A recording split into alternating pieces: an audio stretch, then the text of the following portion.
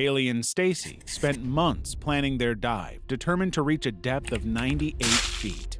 This was a challenging dive, even for more experienced cave divers, but the two felt very confident that they would be fine if they stuck to the safety protocols.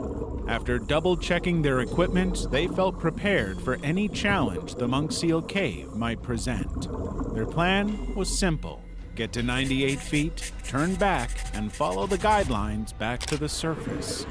But even after all their planning, they didn't account for one thing: human error. 2:30 p.m., 2 hours to incident.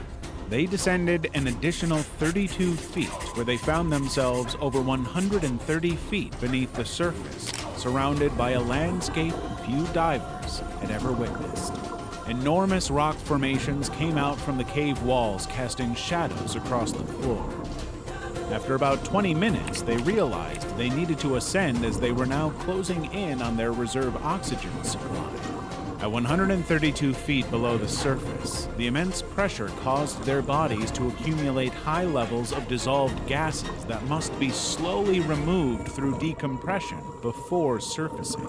So, whenever a diver fails to properly decompress after a deep dive, usually leads to decompression sickness, or the bends, a life-threatening condition caused by the formation of gas bubbles in the blood and tissues when the dissolved gases rapidly come out of solution during a too rapid ascent. Haley reacted first. She initiated the pre-planned hand signal for check compass and map. Stacy, understanding that they needed to move quickly as their oxygen was depleting, acknowledged the signal with a nod.